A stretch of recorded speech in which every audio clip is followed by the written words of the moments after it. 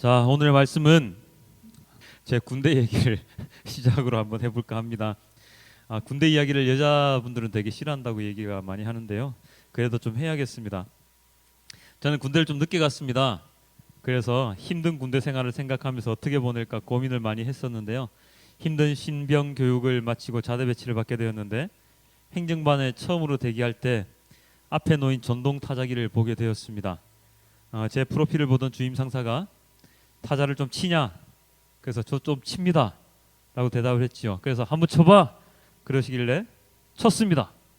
그때 당시에 제가 한 3,400타 정도 타자 수가 나왔었거든요. 근데 그 당시에 3,400타라면 굉장히 잘 치는 수준이었습니다. 대부분 독수리 타법으로 치고 있을 때 저는 5개 손가락을 다 사용해서 쳤으니까 얼마나 현란하게 보였겠습니까? 그래서 저는 주임 상사의 눈에 띄어서 행정병으로서 자대 근무를 하게 됩니다. 물론 부대에 따라서 행정병의 업무 강도가 참 많이 다르지만 저는 모든 행정병은 다 편한 줄 알았습니다. 근데 제가 배치받은 그 부대는 행정병이 가장 빡신 그런 부대였더라고요. 어쨌든 저는 행정병으로 근무를 하게 되었고 사회에서 이루어지는 모든 행정의 근간이 된다고 하는 군대 행정을 다 배우고 나오게 되지요. 그래서 저는 어느 정도 행정에 관해서는 좀 일가견이 있다고 저는 생각을 하는 그런 사람인데요. 제가 생각하는 행정의 올바른 모습은 바로 그것입니다. 사람을 위한 행정이 되어야 한다. 무슨 말이냐면 행정의 모든 업무는 사람의 일을 도와주기 위한 일이 되어야 한다라고, 그렇게 되어야 된다. 그게 온전한 제대로 된 행정이라고 생각을 하는데요.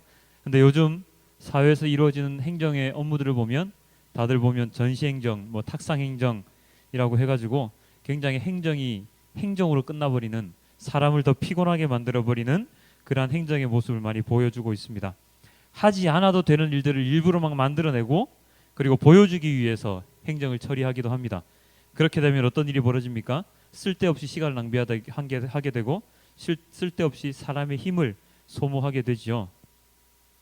일을 효율적으로 진행하기 위해서 시작된 것이 행정인데 그 행정이 사람을 죽이는 행정이 되고 있는 것입니다. 행정은 일의 진행을 원활히 해주는 선에서 끝나야 됩니다. 그래서 불필요한 것들을 없애고 간소화하고 최소화해야 하는 것인데 그렇지 않지요. 행정을 통해서 부풀립니다. 그래야지 돈을 많이 받을 수 있고 능력 있는 사람처럼 보이기 때문입니다. 왜 해야 되는지도 모른 채 그냥 앞에 있던 나의 선임자가 했던 일이기 때문에 그냥 그대로 따라옵니다. 옛날부터 그렇게 했기 때문에 라는 말로 모든 것들이 다 대변이 되지요. 바꿔 말하면 전통적인 것이다, 이거는 예전부터 해왔던 것이다 라는 이유로 그것이 잘못되었다고 하더라도 그것을 그대로 따라 하는 사람들의 모습을 보게 됩니다. 그렇죠. 그냥 하던 대로 하면 굉장히 편할 수 있습니다. 괜히 막 고친다고, 더 효율적으로 만든다고 새롭게 무엇인가를 하게 되면 더 피곤할 수도 있습니다. 왜? 예전에 만들었던 양식이 있는데 그 양식의 숫자만 바꿔놓으면 다 되는 것인데 그것이 불필요하더라도 그렇게 하는 게 굉장히 편하기 때문에 우리는 그렇게 해가는 것이지요. 그러한 행정의 모든 법칙, 그러한 진행 상황에 있어서 누군가가 거기에 반기를 들고 아닙니다, 이건 이렇게 할 필요가 없습니다, 이렇게 고친 게 더 낫습니다 라고 이야기를 하게 되면 어떻게 되죠? 그 사람은 개혁 세력 내지는 비주류로 몰려나게 되는 그런 경우가 생기기도 합니다. 아주 어처구니가 없지요. 오늘 이렇게 행정에 대해서 길게 말을 늘어놓는 이유가 있습니다. 바로 오늘 본문의 말씀을 묵상하면서 이러한 잘못된 행정의 예가 예수님 시대에도 존재했다라는 것을 제가 깨달았기 때문입니다. 오늘 본문 중에 복음서의 이야기는 바리새인들과 서기관들이 예수님께 대드는 장면부터 시작을 하는데요. 마가복음 7장 5절에 이렇게 나와 있습니다. 이에 바리새인들과 서기관들이 예수께 묻되 어찌하여 당시대 제자들은 장로들의 전통을 준행하지 아니하고 부정한 손으로 떡을 먹나이까? 음식을 먹는데 예수님의 제자들 중 몇몇이 손을 씻지 않고 먹는 모습을 바리새인과 서기관들이 발견을 한 모양입니다. 손을 씻지 않고 음식을 먹으면 위생상에 별로 안 좋지요. 당연히 제기할 수 있는 문제인 듯 보입니다. 그렇지만 우리가 여기에 조금 더 깊이 들여다보아야 하는 것이 있는데요. 그것은 바로 이 손을 씻는 행위 자체가 단지 위생상의 문제가 아니라 유대인이라면 당연히 해야 할 그냥 의례적인 행위, 즉 가식적인 행위라는 것입니다. 손을 씻지 않아도 될 상황에서도 그들은 손을 씻는 신용을 통해서 나는 유대인이다 라는 것을 증명하듯이 그런 행위를 하지요. 마가복음 7장 3절에는 이렇게 나와 있습니다. 바리새인들과 모든 유대인들은 장로들의 전통을 지키어 손을 잘 씻지 않고서는 음식을 먹지 아니하며, 무엇이라고 되어 있습니까? 장로들의 전통을 지키어라고 나와 있죠. 요식적인 행위입니다. 의식적인 행위입니다. 안 해도 상관없는 행위입니다. 그냥 전통일 뿐입니다. 그런데 그것을 하지 않으면 유대인들은 부정하다고 생각을 합니다. 이 전통이라는 단어가 얼마나 무섭습니까? 굉장히 무서운 말이거든요. 전통을 지키지 않으면 그 사람은 제대로 된 사람으로 인정받지 못할 때도 있습니다. 전통적으로 우리는 이렇게 해왔다라는 말로 인해서 얼마나 불필요한 행위들이 우리의 삶 속에서 행해지는지는 말로 이루다 표현할 수 없을 정도입니다. 이 전통 때문에 예수님께 바리새인들과 서기관들이 대들었습니다. 이러한 질문에 대해서 예수님께서 어떻게 대답을 하셨을까요? 이렇게 대답을 하십니다. 이르시되 이사야가 너희 외식하는 자에 대해서 잘 예언하였도다. 기록하였으되 이 백성이 입술로는 나를 공경하되 마음은 내게서 멀도다. 예수님의 말씀이 아주 직설적이죠. 바로 무엇이라고 하십니까? 너희 이 외식하는 자들아 라고 이야기를 하시는데, 이 외식하는 자의 의미가 무엇인지 다들 알고 계시죠? 바로 보여주기, 남들 보기에 좋은, 속으로는 그렇지 않는데 겉으로 보기에 근사한 그러한 뜻을 지니고 있는 게 바로 이 외식하는 자라는 말 속에 숨어 있습니다. 제가 아까 행정 이야기를 할 때 어떤 얘기를 했었죠? 정시행정, 탁상행정 얘기를 했었죠. 그냥 보여주기식 행정이라는 뜻입니다. 필요 없는 일인데 그냥 보여주기 위해서 하는 그런 행정이라고 말씀드렸는데, 그것과 이 외식하는 자들이 다르지가 않습니다. 유대인들은 왜 손을 씻어야 하는지에 대한 내용을 알고 하는 것이 아니라 그냥 전통이기 때문에, 옛날부터 해왔던 그냥 전통이기 때문에 남들이 하니까, 안 하면 위에 사람들한테 혼나니까, 질책을 받으니까 그냥 아무 생각 없이 해왔던 겁니다. 유대인들, 특히나 종교 지도자들의 모든 행위는 하나님의 일을 위해서, 하나님을 위해서 해야 되는 일이지요. 사람들과 하나님을 연결시켜주는 자들이 바로 제사장, 그 다음에 하나님의 말씀을 풀이해주는 사람들이 바리새인, 이런 사람들이지 않습니까? 말씀을 올바르게 해석하고 사람들이 하나님의 말씀대로 살아갈 수 있도록 인도해 주어야 하는 사람들이 바로 종교 지도자들, 바리새인들, 서기관들, 제사장들, 이런 사람들인데, 그들이 하나님을 경외하기 위해서 하는 행동이 아니라 뭐라고 되어 있습니까? 외식하는 행위로 사람들을 대하고 있다는 것이지요. 예수님께서 이렇게 말씀하셨지 않습니까? 이 백성이 입술로는 나를 공경하되 마음은 내게서 멀도다. 입으로는 나는 하나님 믿습니다 하면서도 마음으로는 그 믿음이 없다는 것이지요.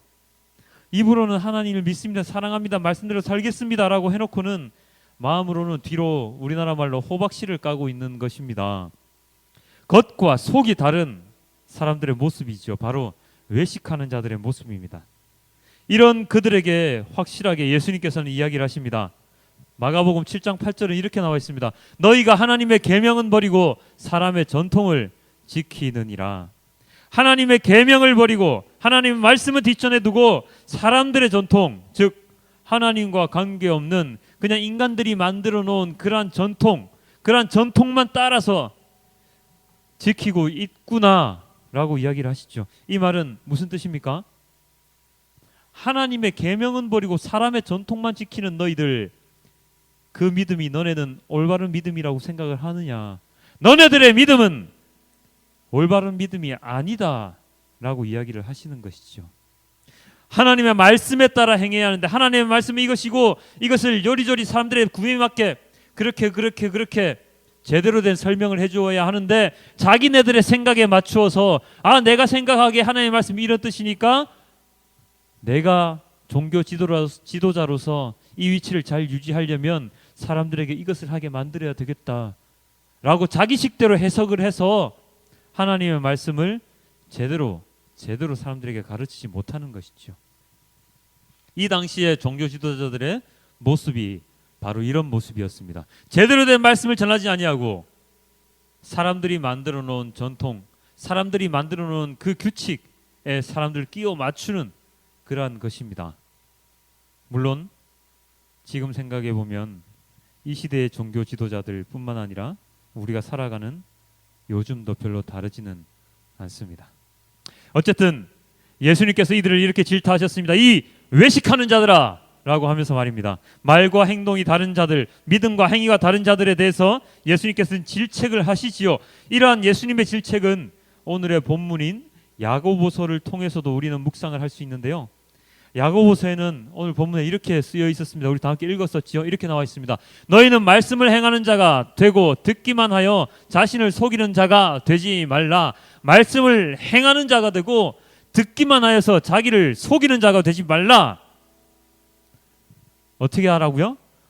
말씀을 듣기만 하는 자가 되지 말고 말씀을 행하는 자가 되어라 라고 이야기를 하십니다.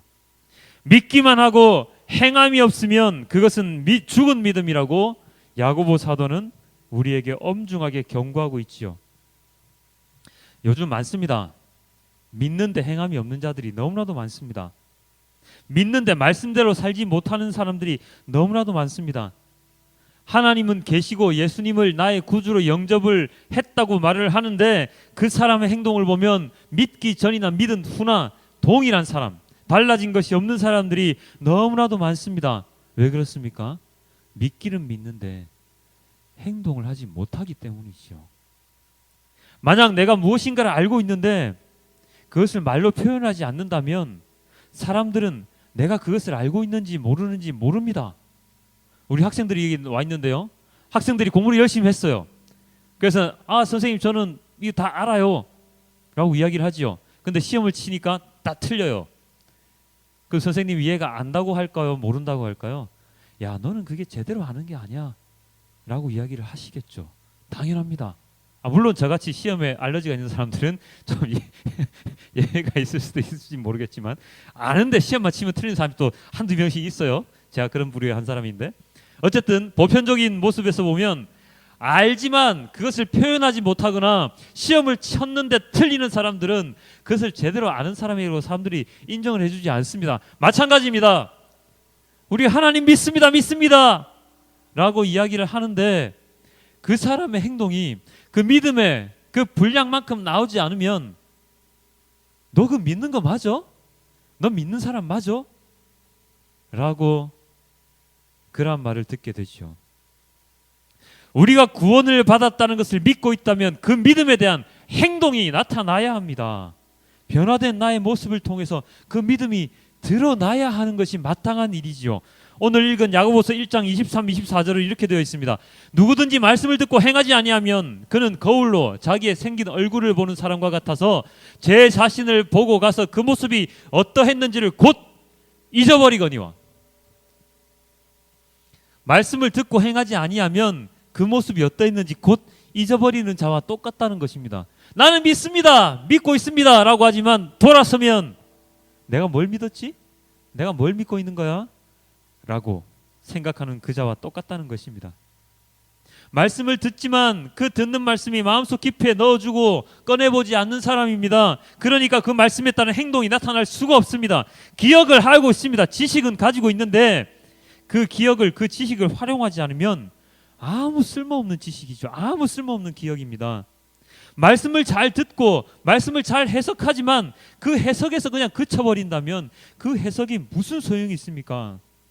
새벽마다 일어나서 주님의 말씀을 듣습니다. 주님의 말씀 묵상을 합니다.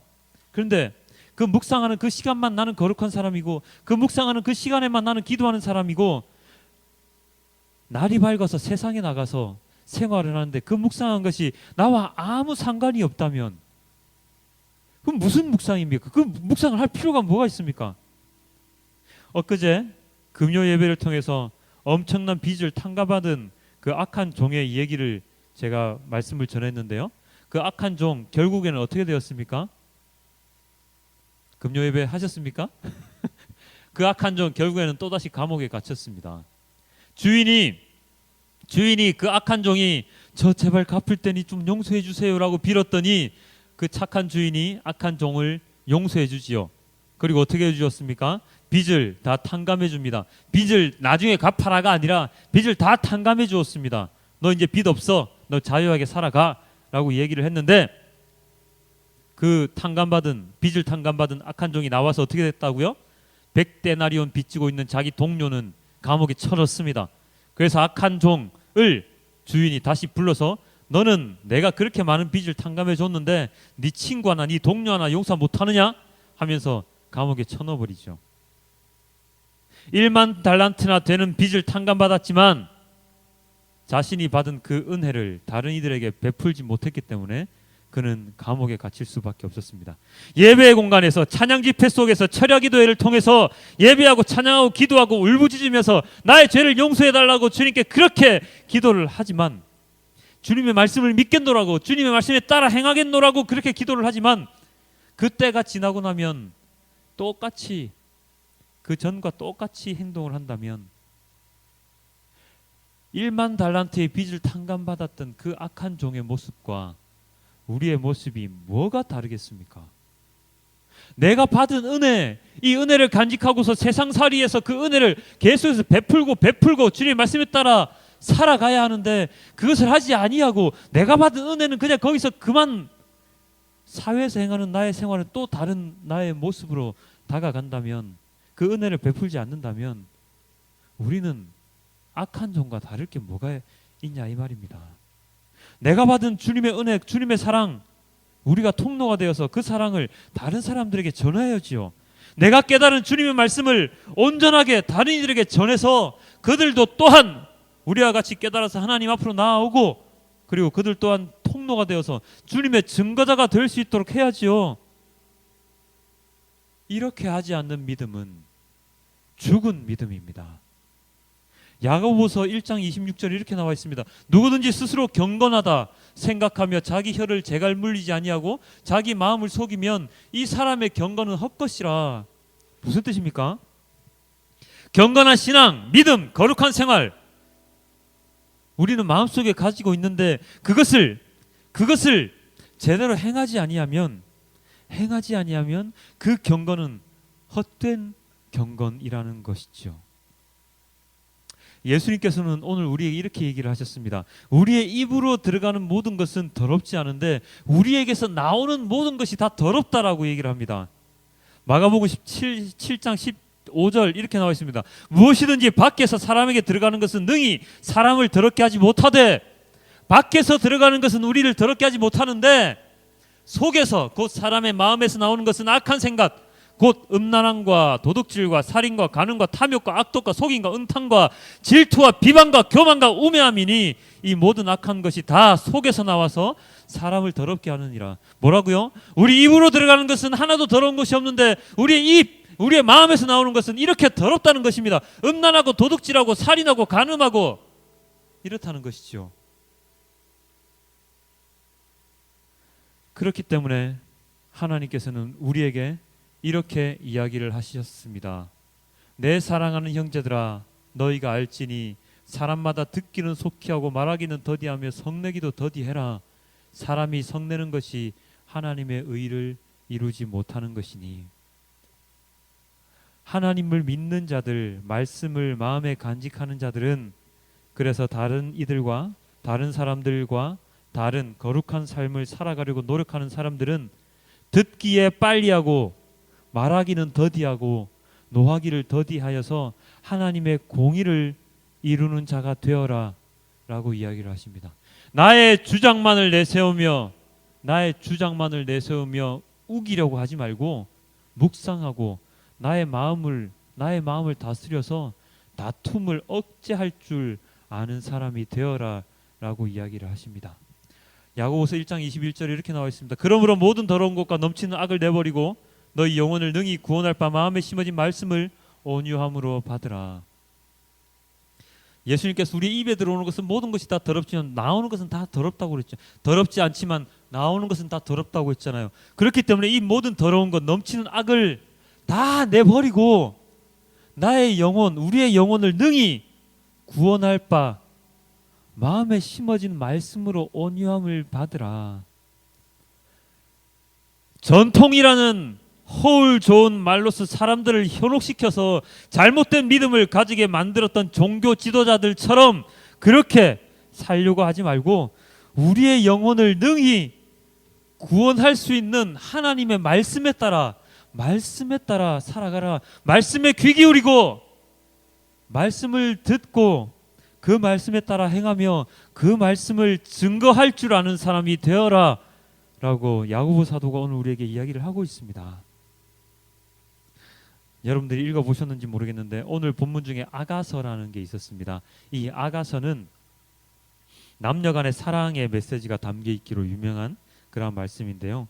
사랑하는 여인에게 노루처럼 빨리 뛰어가서 창살 틈으로 보이는 그 어여쁜 여인의 모습을 기다리며 그에게 빨리 나와서 사랑하자고 속삭이는 남자의 모습이 오늘의 아가서 본문에 들어 있습니다. 그 남녀 간의 관계를 한번 상상을 한번 해봅니다. 남자가 그 여인이 얼마나 보고 싶었겠습니까? 열심히 달려갔죠. 노루처럼 빨리 뛰어가서 그 창살 틈으로 보이는 그 여인에게 소리칩니다. 빨리 나와, 나랑 사랑하자. 빨리 나와, 어여쁜 자여. 이렇게 얘기를 합니다.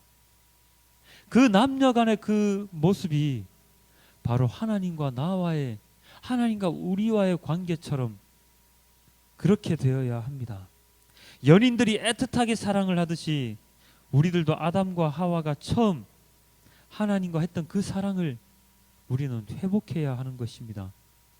부끄러움을 몰랐던 아담과 하와가 죄를 짓고 난 이후에, 선악과를 먹고 난 이후에 부끄러움을 알게 되어서 그리하여서 하나님을 떠나 살 수밖에 없었던, 그리하여 죄인의 신분을 가지고 살아갈 수밖에 없었던 현실을 우리는 극복하고, 그리고 하나님과의 사랑을 오늘 아가서에 나왔던 남녀 간의 사랑처럼 회복하여서 하나님 나라에서 하나님과 영원히 살아갈 수 있도록, 그것을 소망하는 자가 우리가 되어야 하는 것이죠. 그것을 하기 위해서 우리는 무엇을 해야 합니까?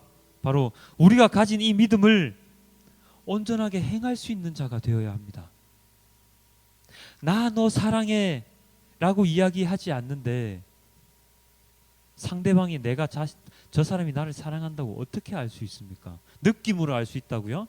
그러다가 많이 헤어지죠. 그러다 짝사랑하다 끝납니다. 나 너 사랑해, 나 너 좋아해 라고 고백해야지요. 주님, 내가 주님에 대한 믿음을 가지고 있습니다 라고 말로 끝나는 것이 아니라 그 믿음을 보여야지요. 그 믿음을 증거해야지요. 그 믿음을 행해야 합니다.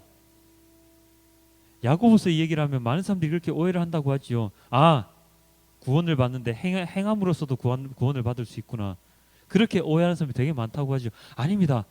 구원은 믿음으로만 구원을 받을 수 있는데, 그 믿음으로 구원을 받을 수 있다는 그 믿음을 온전하게 제대로 믿게 되면 그 사람은 그 믿음에 합당한 행위로서 그 모든 것이 나타난다는 것이 야고보서의 이야기 아닙니까? 예수님께서도 너네가 듣고 너네가 다 마음속에 가지고 가지만 너네가 성급하게 내뱉는 모든 것들은 다 음란하고 다 도둑질하는 것이고 다 질투하고 사기치는 것 아니냐, 그렇게 하지 말라라고 얘기를 하시잖아요.